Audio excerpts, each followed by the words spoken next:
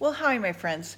This is sort of a special video because I don't have a way to get back to this young man, Aaron Mughal. I hope I'm saying your name right. Aaron, you asked me a question about Muhammad and Swedenborg. Okay, you said that you had heard from them that Muhammad was considered a prophet of God that had God's blessing. And I just got in writing from the Swedenborg Foundation. I said I know people there. I've got their Facebook. So oh, how nice. And so anyway, I got their answer, and so I want to read it to you. Okay. He may have slightly misunderstood, they said. Swedenborg definitely said that Islam came into being with God's blessing and under God's providence. Okay, because all good things come from God, and ultimately God's in charge, right? So under God's providence, because it was a religion well suited to the Arab world that would lead them away from idolatry to a monotheistic belief. That means to believe in one God, okay? And also include knowledge of Jesus and the Old Testament. Muhammad was definitely the instrument of bringing that religion into being. So I guess it would depend upon what is meant by a true prophet of God. Swedenborg saw Muhammad in the afterlife having to work through some issues and learn things differently. I think the point should not be focused on Muhammad himself, which I agree, but on the religion of Islam as being a good path for many people to find God. That's the whole deal, right? A path that speaks to many people in a way that resonates with them, people who use the Muslim faith to justify violence don't have anything to do with the real religion, okay?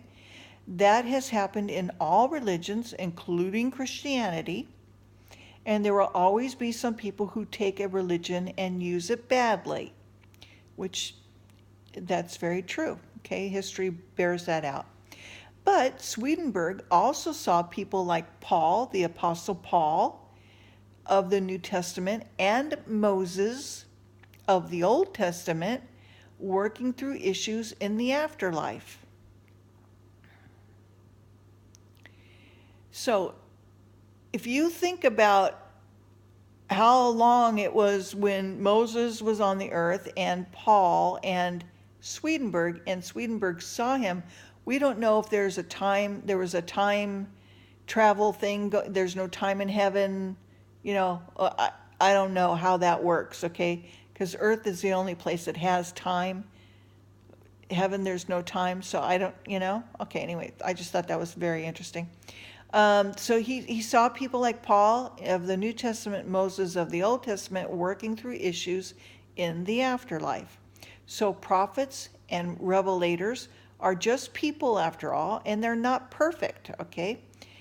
The point always has to be in finding God, not focusing on the instrument. So I think I could say, yes, Muhammad was chosen by God to serve as an instrument of starting the Muslim religion. However, I also know that 2 Catholic priests were instruments as well in finding him and grooming him to be, okay? So just as other prophets and revelators were chosen to do their part. So anyway, I wrote back to them. I said, that's awesome. Thank you very much for your insightful explanation.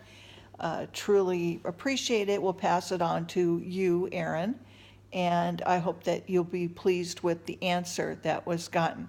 So that's so we can start with that as common ground, and I hope that this helps other people who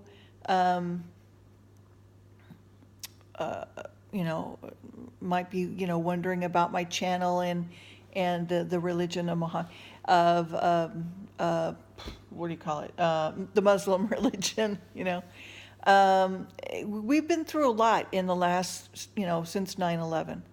There's so many people in the West didn't have a clue about the Muslim religion, or, it probably just thought of them as being exotic people. Probably weren't even on their radar, right? So anyway,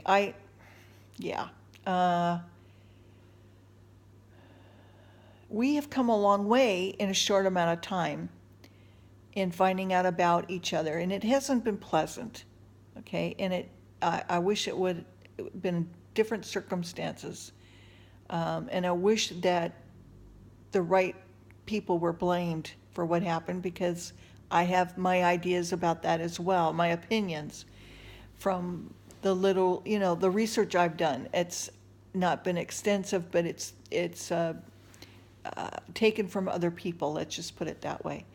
I'm not naive to know that many religions have been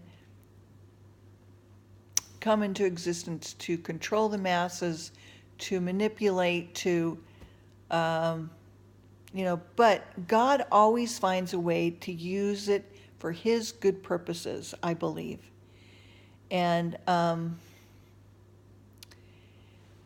even I was like, well, who are these people?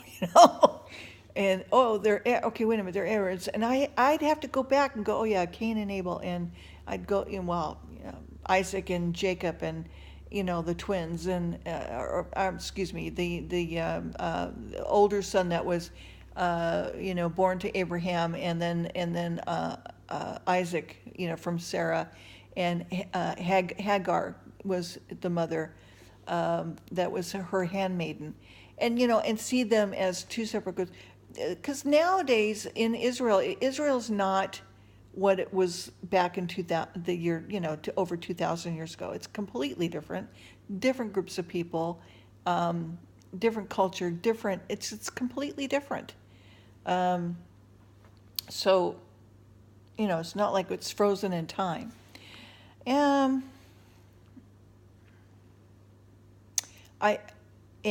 as the Swedenborg Foundation has stated, the number one important thing here to me is love and understanding who God is and how we are to walk in his way. And if, Paul often mentioned, the Apostle Paul mentioned that he had this thorn in his side, this thorn in his, that this suit that he was in was causing him problems. And we don't know what that is, okay? And I do not think that God is so concerned about homosexuals, about, these other things that people are just all up in arms about. I just really don't. I think I believe Swedenborg was not crazy.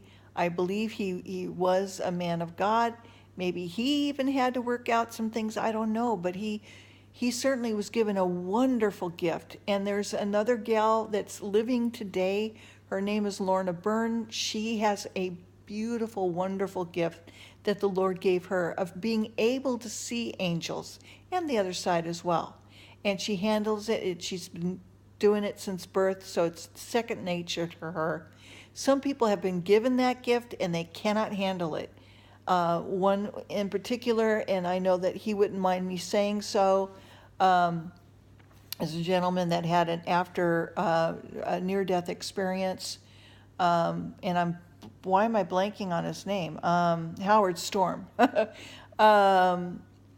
was given that sight, the ability to see angels and his guardian angel, but he also saw demons as well, and it got to the point where he couldn't live in this normal life and be normal at his age, I think he was 30s.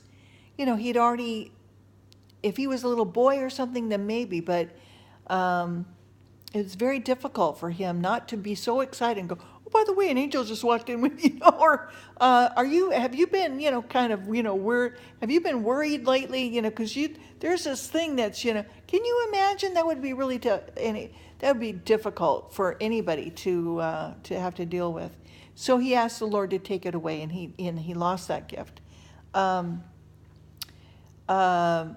So I believe in Swedenborg and his teachings, and I'm going to be reading some things from him, what I can get. Maybe the Swedenborg Foundation can help me with that. There's several books I've downloaded. I just thought I'd start with those, and I haven't really thought about it, what I'm going to be doing just yet. I'm still dealing with the Bible and still doing that reading and working on my music and just making commentary about what's happening in everyday life. And so anyway, Aaron, I hope that answers the question. Again, I could not open that link you sent me, so if you'd like to resend it in a way that I can see what it is that you wanted me to read, above top secret, whatever it was, that would be great. And I'm interested in reading it. Okay, so thank you for your comment, and I hope again that I've answered what you wanted me to, and we can go from here. So love you guys. Okay, bye.